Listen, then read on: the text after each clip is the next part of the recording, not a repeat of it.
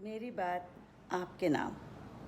इस बार आपसे बातचीत करने और कहानी सुनाने के बीच में बहुत बड़ा अंतराल आ गया है। क्या करें, ये कमबख्त ज़िंदगी है ही ऐसे कि इसे अगर गले ना लगाया जाए तो ये आपका पीछा नहीं छोड़ती, और अगर आप इसे गले लगा लें पूरी शिद्दत के साथ और ख़ास तौर पर इस लॉकडाउन के दिनों में, तो आपके पास कुछ भी और करने का टाइम नहीं।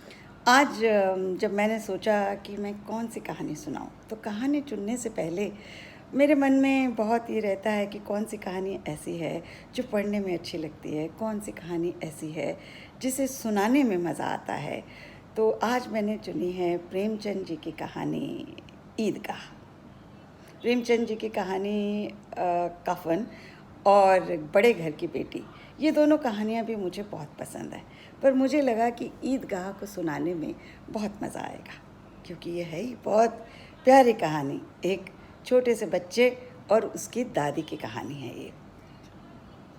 और आज जब मैं इस कहानी को दोबारा पढ़ रही थी तो मुझे इतनी हैरानी हुई प्रेमचंद जी की भाषा पढ़कर, बिल्कुल ऐसी जैसे बोलचाल की भाषा है।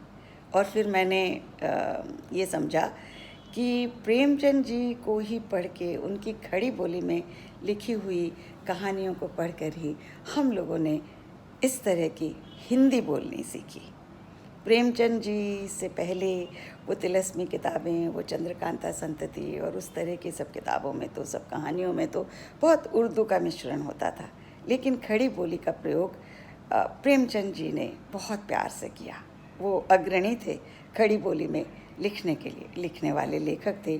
20वीं शताब्दी के शुरुआत में, पूर्वार्ध में प्रेमचंद जी ने न केवल सीधी सादी सरल हिंदी में लिखना शुरू किया, लेकिन अपने प्रगतिवादी विचारों को भी अपनी कहानियों और उपन्यासों के ज़रिए बहुत लोगों तक पहुंचाया। आज़ादी की लड़ाई में ऐसे लेखकों ने बहुत बड़ा योगदान दिया, अपने प्रगतिवादी विचारों को लोगों तक पहुंचाकर। तो ये जो छोटी सी कहानी है, देखिए इसमें कितनी बातें प्रेमचंद जी कह जाते हैं। तो मैंने कहा ये कहानी ईदगाह एक 5-6 साल के बच्चे हामिद और उसकी दादी अमीना की कहानी है, जो एक गांव में रहते हैं, गरीब हैं, उनके पास बहुत ज़्यादा पैसे नहीं हैं, और हामिद के पिता कुछ साल पहले हैजे में मर गए और उनकी माँ भी पीलिया की शिकार हो गई। लेकिन हामिद बहुत खुशमिजाज बच्चा है। हामिद को उसकी दादी ने कहा है कि उसके पिता तो किसी शहर में काम करने गए और जब आएंगे थैलियाँ भर कर पैसे लाएंगे, और उसकी माँ अल्लाह के पास गई हैं और वहाँ से आएंगी तो बहुत खूबसूरत चीज़ें लेकर आएंगी। तो हामिद इसी उम्मीद में है कि कभी ना कभी तो उसकी माँ और पिता लौटेंगे बहुत चीज़ें उसके लिए लेकर। आज ईद का दिन है जिस दिन ये कहानी है।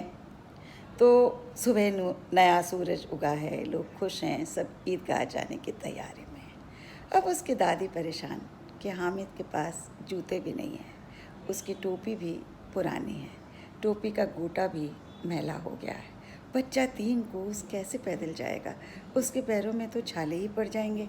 फिर वो सोचती है कि अगर वो साथ चली जाए तो शायद थोड़ी थोड़ी देर में वो हामिद को अपनी गोद में ले लेगी। लेकिन फिर सोचती है कि अगर वो हामिद के साथ चली गई तो फिर सेवैयाँ कौन बनाएगा। तो यही तय होता है कि हामिद अपने दोस्तों के साथ अकेले ही जाएगा। अब बात आती है पैसों की। कुछ दिनों पहले अमीना ने 8 आने कमाए थे, लेकिन कल ही उसकी दूध वाली आई थी और सारे पैसे ले गई। उसके पास बस 2 ही आने बचे हैं। दूध के पैसे इसलिए देने पड़े कि हामिद को कम से कम 1 गिलास दूध तो उसे रोज़ पिलाना ही होता है, और कुछ खिला सके या ना खिला सके। तो अब हामिद की जेब में 3 पैसे हैं और अमीना के पास 5 पैसे हैं। यही तय होता है कि हामिद अपने 3 पैसे लेकर ही मेले में जाएगा, ईदगाह के मेले में।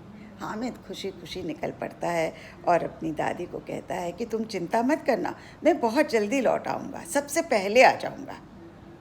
ठीक है।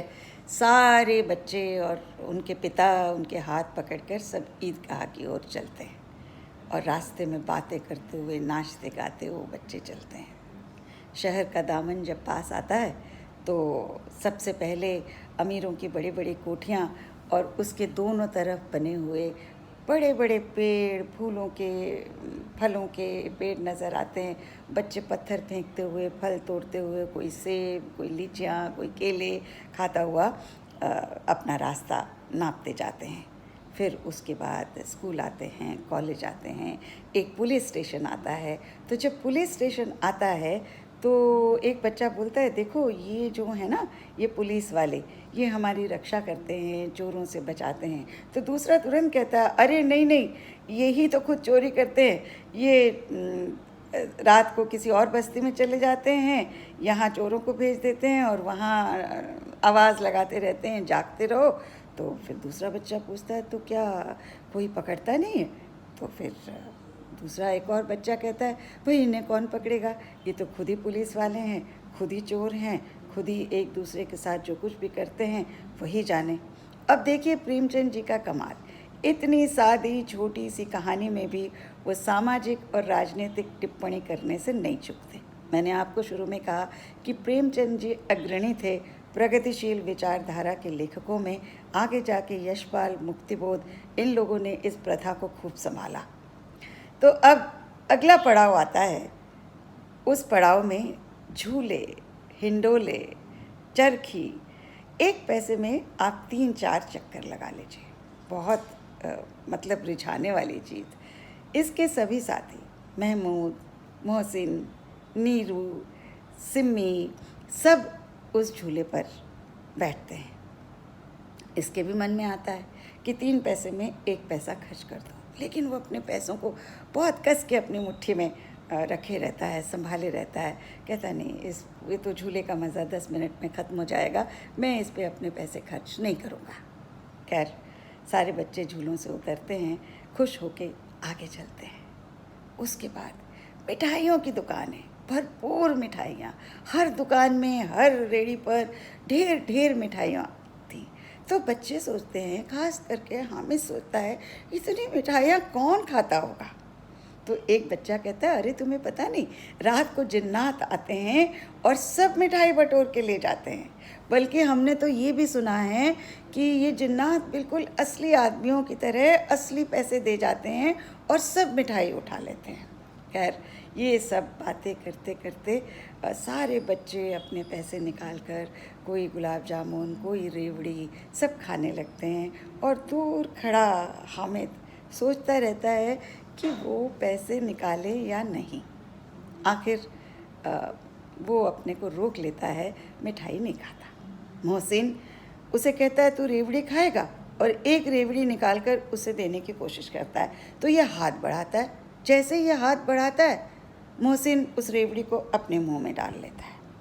इसे बहुत बुरा लगता है, लेकिन खैर वो सोचता है, कोई बात नहीं, मैं नहीं खरीदूँगा, किसी तरह से भी अपने पैसे यहाँ बर्बाद नहीं करूँगा। 3 पैसे ही तो मेरे पास हैं, कुछ ज़्यादा अच्छी चीज़ खरीदूँगा। फिर उसके बाद बच्चे खिलौनों की दुकान में पहुँचते हैं। उफ़, वो खिलौनों की दुकान तो ऐसी थी कि हामिद से भी रहा नहीं जा रहा था। कोई राजा, कोई रानी, कोई पुलिस, कोई सिपाही, हर तरह की चीज़, भिश्ती, वकील साहब, हर तरह की चीज़ वहाँ थी और बिल्कुल सजीव, सुंदर। ऐसा लग रहा था कि ये बोल पड़ेंगे। खैर, हामिद सोचता है कि ये मिट्टी के खिलौने हैं, ये अगर ज़मीन पे गिर गए तो चकनाचूर हो जाएंगे, मैं नहीं खरीदूँगा। लेकिन उसके दोस्त खरीदते हैं। कोई सिपाही खरीदता है, कोई राजा खरीदता है, कोई रानी खरीदता है, कोई भिश्ती खरीदता है, कोई वकील साहब, काले कोट में पहना हुआ वकील साहब खरीदती है, उसकी सहेली सिमी। खैर, वो अपने को संभाल लेता है, कोई खिलौने नहीं खरीदता। मन ही मन सोचता है, काश उसके दोस्त एक खिलौना उसको छूने देते, वो उनको महसूस तो कर पाता। लेकिन उसके दोस्त उसे अपने खिलौने छूने नहीं देते।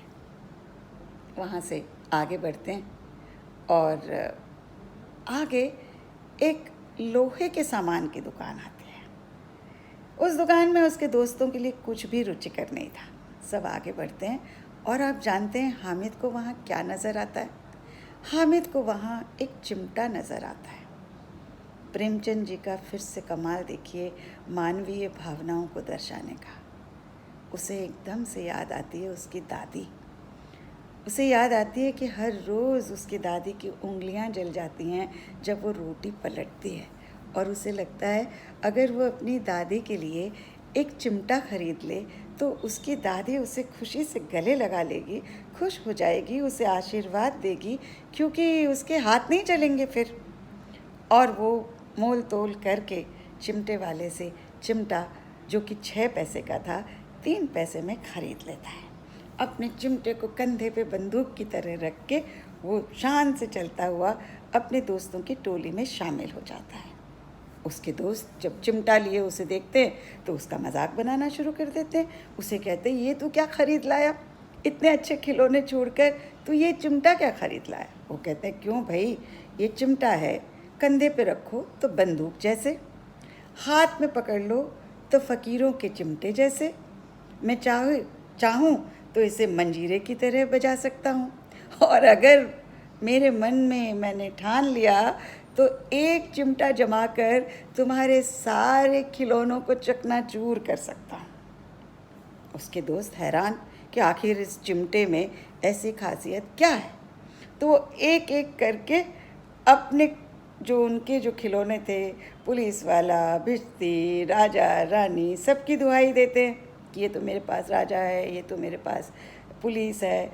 तो ये एक एक को अपने तर्क से पछाड़ता है। इसके पास नीति थी, इसके पास न्याय था, एक तरफ मिट्टी और दूसरी तरफ लोहा, जिसे हामिद साबित करने में लगा था कि वो फौलाद है। तो हामिद एक एक को कहता है कि अगर उसने ठान लिया तो ना सिपाही, ना राजा, ना भिश्ती, ना वकील, कोई भी उसके चिमटे के सामने खड़ा हो पाएगा, सब धूल सानते हुए नज़र आएंगे। बच्चे ही थे बाकी भी उसके दोस्त, वो सब सोचते हैं कि ये क्या हुआ, हमने 8-8 आने, 5 से 6 आने मेले में ख़त्म कर दिए, हम ये खिलौने लेकर आए और सबसे अच्छा तो इसका चिमटा है, इस चिमटे में तो बिल्कुल जादू है, ये तो बिल्कुल शेरे हिंदुस्तान है।